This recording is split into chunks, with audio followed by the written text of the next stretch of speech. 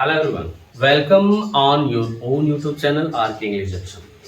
Friends, आज कुछ नया हमने सोचा है और ग्रामर के पैटर्न में सोचा है। मैंने क्या सोचा है कि जो बहुत इंपॉर्टेंट हैं, जो मुख्य है, जो हर एग्जाम्स में लगभग कॉम्पिटेटिव एग्जाम्स हो या फिर आपके एकेडमिक एग्जाम्स हो, 10th के हो, 12th के हो, अगर उसमें आपको एरर बताना हो, एरर और मुझे ये देखना है कि अगर आप अपने आप को ग्रामर का धुरंधर समझते हैं या फिर ये समझते हैं कि I can do it easily, मैं बहुत आसानी से कर सकता हूँ, then there are questions for you and आप ये टेंस बेसिस पर केवल है, ओनली बेस्ड ऑन टेंसेस।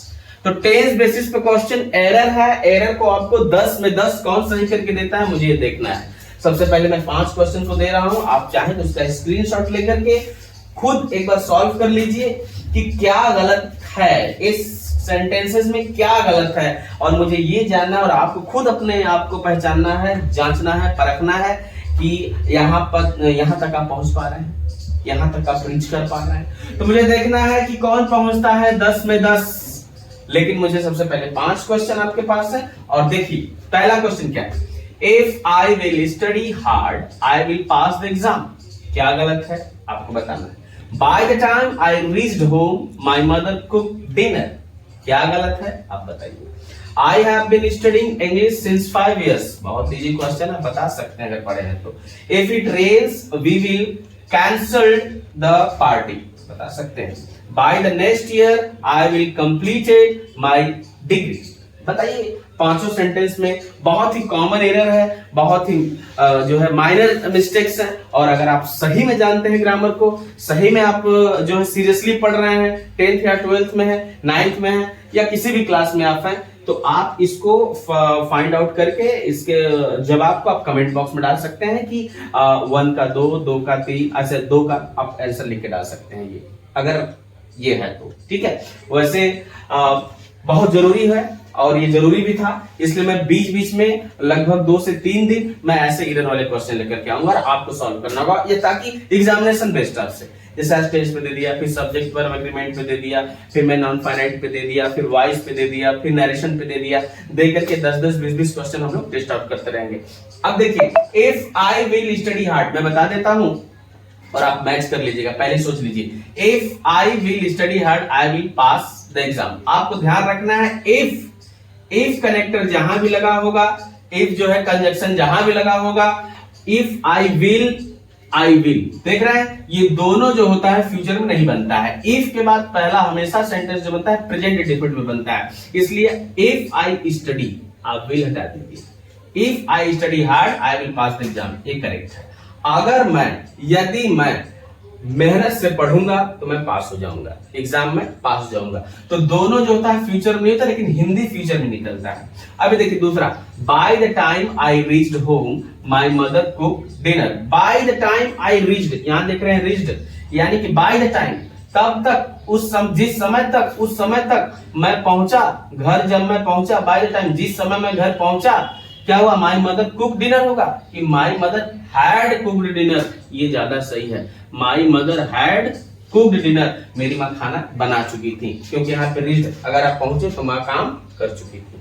ठीक, करेक्ट। आप मिलाइए और देखिए कि आप कितने पानी में हैं और आपको कितनी जो है टेंस की समझ है।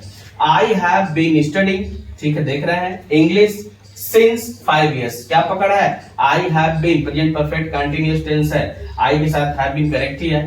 Studying English since 5 years, wrong यहाँ पे है। 5 years हमारा क्या है, पीरियड ऑफ टाइम है, कोई ड्यूरेशन हो जाता है 5 दिन, 6 साल, 3 हफ्ते, 5 महीने, 1 हफ्ता। अगर ऐसा पीरियड कोई बताता है तो सिंस नहीं लगता है, सिंस हमेशा पॉइंट ऑफ टाइम में लगता है, जैसे 2 बजे से, संडे से, 3 जुलाई से, सुबह से, शाम से, तब सिंस लगाएंगे। नहीं तो इसके लिए क्या लगाएंगे, हम फॉर लगाएंगे। पीरियड ऑफ टाइम के लिए क्या लगाते हैं, फॉर लगाते हैं। अगर आपका करेक्ट है तो कांग्रेचुलेशन, बहुत अच्छी बात है। इफ इट रेन्स, ये देखिए सही है, जैसा मैंने बताया, इफ इट रेन्स, अगर बारिश होगी, हिंदी निकलेगा होगी, क्योंकि यहाँ ये if it rains we will cancel the party. अगर बारिश होगी तो हम लोग पार्टी कैंसिल कर देंगे। तो वी विल कैंसिल कहां होगा, वी विल कैंसिल, बस क्या होगा, we will cancel the party. अगर बारिश होगी तो हम लोग पार्टी कैंसिल कर देंगे, ये करेक्ट आंसर हो गया। वी विल हैव कैंसिल्ड क्या होता है, कर चुके होंगे, अगर बारिश होगी तो पार्टी कर चुके होंगे, कैंसिल कर चुके होंगे, नहीं कैंसिल करेंगे। बाय द नेक्स्ट ईयर, अगले साल तक, बाय द नेक्स्ट ईयर, अगले साल तक, I will complete my degree, मैं अपनी डिग्री कंप्लीट करूंगा नहीं, अगले साल तक मैं कंप्लीट कर चुका हूंगा, तो I will have completed my degree. वैसे आई विल के बाद कंप्लीटेड लगता नहीं है, तो I will have, future perfect tense, will have, shall have. तो बाय द नेक्स्ट ईयर, अगले साल तक, I will have completed my degree, I will have completed my degree. अब मुझे देखना है कि आप पांचों में से पांचों सही कर पाएंगे कि नहीं। अगर आप कर पाए हैं तो वेरी गुड, आपका स्टैंडर्ड इंग्लिश है, आप समझ पा रहे हैं ग्रामर को। इसके बाद 5 क्वेश्चन और देखते हैं कि आप उसको कैसे करते हैं। नेक्स्ट 5 चैलेंजेस टेंस पे क्या है? I go to the store study, क्या गलत है भाई? सोचिए, I go to the store study क्या गलत है? आप पकड़ पा रहे हैं कौन सा टेंस है? टेंस नहीं, वर्ड से पहचानिए। स्टडी, स्टडी मतलब बीता हुआ कल, कल की बात हो रही है, तो गो कहां से होगा? प्रेजेंट इंडेफिनिट तो बनेगा नहीं, तो आई गो का सेकंड फॉर्म यूज होगा, क्या हो जाएगा? I went. अभी करेक्ट होगा क्योंकि I went to the store yesterday, मैं कल बाजार गया था, कल मैं बाजार जाता था, ऐसा कल मैं बाजार गया। I went to the store yesterday, yesterday की वजह से second form, past indefinite tense. She have been living in Paris for 10 years, पूरा सेंटेंस सही है? सही है?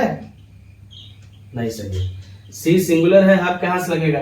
ठीक है, अगर इसने सही किया है वेरी गुड, यानी उसकी आंखें चील की तरह हैं, और जो नहीं सही कर पाया मैं क्या बताऊं। She has been living in Paris, अब यहाँ हैज लगा दीजिए क्योंकि हैव बीन प्लूरल सब्जेक्ट में लगता है, हैज बीन सिंगुलर सब्जेक्ट में, future present perfect continuous tense, और ये सब सही है क्योंकि पीरियड ऑफ टाइम में फॉर्म लगा। If I knew the answer, अगर मुझे जवाब पता होता, अगर मुझे जवाब पता होता, न्यू पता होता, ये भी देखिए वही सेम चीज है जो मैं बता रहा था, फर्स्ट वाला सेंटेंस था कि दोनों फ्यूचर में नहीं बनता। अगर इधर पास्ट में इधर वुड लगता है, इधर क्या बनेगा? If I knew the answer I would tell you, will नहीं, ये भी फ्यूचर बन जाएगा, ये भी विल का पास्ट रूप ले लेगा, आई वुड टेल यू। ये बहुत ही इंपॉर्टेंट है, इसलिए कि एग्जामिनेशन पॉइंट ऑफ व्यू में 12th में 10th में ऐसे क्वेश्चंस आते हैं ग्रामर वाले में, तो आपको एरर को सही करना पड़ता है, ठीक है ना। उसमें आते हैं एडिट करने के लिए कि यहाँ पर क्या गलत है, तो यहाँ पर विल नहीं गलत है और वुड यहाँ पर सही होगा।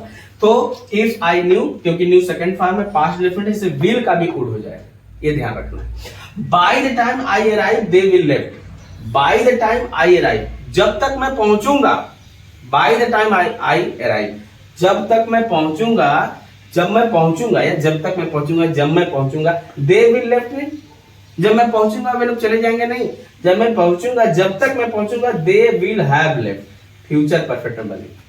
ये ध्यान देना है, ये एरर होता है। एरर को फाइंड आउट करने का मतलब है कि आपका दिमाग बिल्कुल अच्छा से काम कर रहा है, और इसी बहाने आप जो है आपका रिवीजन हो जाएगा। आप देख लेंगे कि टेंस के बेसिस पे और क्वेश्चन मैं लाऊंगा 10। इधर देखिए, I am studying English from last 3 years। अब आप देख रहे होंगे एम लगा है, एम लगा है, प्रेजेंट कंटिन्यूअस टेंस है, फ्रॉम लास्ट 3 years, ये भी सही होगा? नहीं, ये सही नहीं है।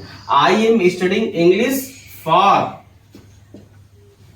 द लास्ट, फॉर द लगा देते हैं इसमें, फॉर द लास्ट 3 years, यहाँ द लगा देते हैं। अगर ये परफेक्ट कंटिन्यूअस टेंस नहीं है तो आप यहाँ द लगा देंगे, for the last 3 years, for the next 3 years, the लगा देंगे। ये होगा हमारा 10 में 10। ये थोड़ा सा मुश्किल होगा, लेकिन अगर जो द नहीं लगाए उनको मैं सही कहूंगा। अगर आपका 10 में 10 आप पहुंच चुके हैं, 10 में 10, तो कंग्रेचुलेशन, आप जो है बिल्कुल सही रास्ते पे है।